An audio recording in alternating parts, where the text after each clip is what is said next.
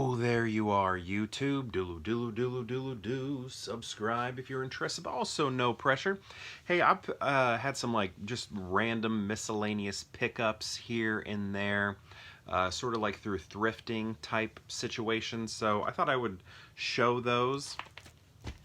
I have just 4 movies here, gathered from 2 different places. So my wife, well, my kids, they are growing up, right? So they don't need a lot of their like baby infant toys anymore. So my wife entered this like sort of sale sort of thing where you can sell all of these items. And not only were we selling a bunch of stuff, but we were also looking at stuff to buy too, because there's a variety of different age group of like toys and things like that there. So, we bought some, updated like toys for the kids and stuff. But they also had some people that were selling children's movies. So I have 2 of those here, which are movies from my deep childhood. I'm talking like preschool era, like me in the 80s. And I didn't get to experience the 80s very much. But like this is like stuff I was watching in the 80s. And the first one being Pete's Dragon. Now this is just on DVD here, but I don't think I've seen this maybe since the 80s. Maybe as late as 1990. But I imagine the last time I saw this was kindergarten or preschool. So yeah, I was like, you know what, let me get this. And also they made like a live action remake of it. And from what I hear, it is really good. And one of their most sophisticated, well, this is, I guess, the sort of the same thing, because it's live action with a 2D animated dragon, but in the updated version, it's a 3D animated dragon, but shown in a more representational, realist way. It's not clearly, an animated thing. So I think they were trying to make it more realistic, right? Robert Redford's in it. I mean, that's a name right there. And I can't, who was that? Ari Aster? Did he direct it? I don't know, but it was just like it sounds like something I need to watch, and I'm surprised I hadn't. I don't think it did very well, but I like that it sounded like it was a big swing. Audiences maybe aren't quite ready for it, but their kids are gonna love it. So yeah, enthralling entertainment right there. Excited to give this one a rewatch someday. Now this is on Disney Plus probably. This is something I didn't necessarily need to buy, but I think she got it for a quarter or 50 cents or something like that. So, worth picking up. The next one we have is another one that I probably have not watched in full since the late 80s, like my kindergarten, pre-kindergarten era. And that is Bedknobs and Broomsticks. And for some reason, I don't think I knew this was a Disney film as a kid. Like this, I always knew was Disney, but I don't think I knew Bedknobs and Broomsticks was Disney. I think I thought of it kind of like as a Chitty Chitty Bang Bang, something that is of this like type of film. I don't know. I'm trying to think of other examples. Like Mary Poppins, you just know is Disney, but Chitty Chitty Bang Bang is not, and I thought this was similar to Chitty Chitty Bang Bang. So when I see Walt Disney's name up there, it's always kind of jarring or startling to me. And I think when Disney Plus, when we got that, and I think maybe this was on there or something, I don't know. There was a moment of discovery when I found out it was a Walt Disney film, and I was like, really? That's Walt Disney? I just, again, I thought it was like a Chitty Chitty Bang Bang situation. But another one that I haven't watched in forever, and I'm excited to give it a rewatch. All right, so those were from that like sale. So it was, all they had, was like kids stuff, kids movie things. So I'm excited to show this to my kids, see if they want to watch them. They probably won't because they recognize when things are old, and these were old even to me as a kid. But we were watching a lot of stuff like that in the 80s. So my kids may be like, no, Dad, that's too old. They won't watch anything with like in like the square aspect ratio, full screen. They can't handle those black bars on the side. Okay, next we have, actually, yeah, I'm wearing the right hat for this. This is Life Itself, a documentary on Roger Ebert. Check that out. Do you see it? Look at that.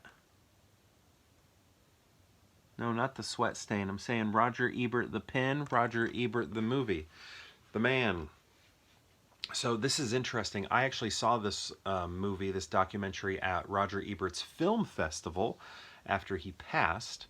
And it's interesting because he's, well, I shouldn't say he, but I mean, I guess within the world of the movie, he is doing the narration for the film, but he obviously couldn't do the narration because, well, one, at the time of its release, he had passed, but also at the time of its making, he had lost his ability to speak. And what they did was they got a voice actor that could, like, nail his voice and do it perfectly. And there might even be some special features on it, if I remember correctly. They, at least when I was seeing this at the festival, they showed some footage. I think they showed some footage, or maybe I found it online or something, of the voice actor getting his voice down.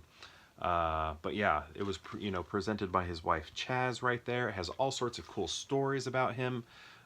He's kind of a hometown hero here where I'm from, so gives a little bit of his life around here. And then obviously up in Chicago, and the various women in his life, and Gene Siskel, and just all sorts of interesting stuff. His life as a screenwriter for Beyond the Valley of the Dolls, and a lot of cool stuff in here. But the interesting thing again is the narration and how they were able to find somebody who can pretty much nail his voice. All right, so yeah, Roger Ebert, he's my favorite film critic. I mean, I think, for a lot of people, 2 thumbs up, right? And, that was his thing. And, that was something, that was a big selling point in my youth of whether or not a movie was good or not. Every commercial would say, Siskel and Ebert give it 2 thumbs up. Or you'd see that on posters and things like that, and just all sorts of marketing. If it got 2 thumbs up, you were going to know about it. So yeah, Roger Ebert, excited to have that. I've only seen it the one time, so it'd be cool to revisit that. Next we have one. Oh, and I didn't tell you what this was. Went to a library sale, so I picked this up at the library, and I got this for a quarter. Next one I also got for a quarter, which is really exciting because it's sealed. Sealed 2 men, 3 men and a baby. I think this one's probably also on Disney. Yeah, it's Touchstone, so it's probably on Disney. And so let's see. Yeah, it's sealed. It looks like it was sold at Best Buy once for $7, and I got it for a quarter, which is awesome.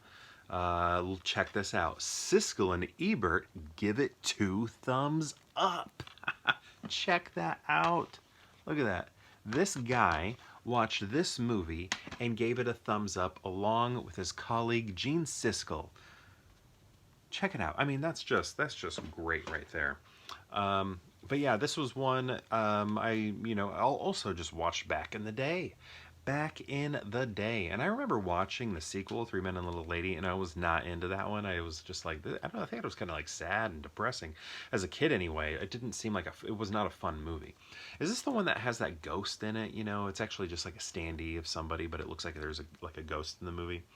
And that eventually was debunked, but yeah, I'm excited to watch this. I think the last time I watched this, it might have been like at my aunt's house or something. Ages ago.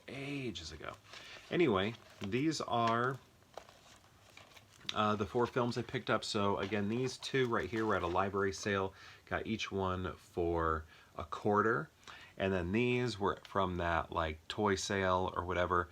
And I don't remember how much these were. It might have been $1 each. I can't remember. It might have even been more. I doubt it was more. I probably would have said no. But yeah, so got 4 new films there. Somehow I was able to stretch that out to 10 minutes. So if you made it to the end, I really appreciate it. Thank you so much for watching. Have you seen these movies? And if so, what do you think of them? I'd love to know. Let me know in the comments below. I wanted to get out there today because today is Blu-ray Tuesday. New releases didn't make it out. But I don't know, maybe Thursday. Maybe Thursday I'm going to go out there because there are some titles I'm looking to get. You know, maybe I'll order them online. We'll see. But anyway, I kind of want to get back out there and buy some new stuff, new physical media. Anyway, thanks again if you made it to the end. Very much appreciate it. And perhaps we'll see you tomorrow for more Pure Hangout.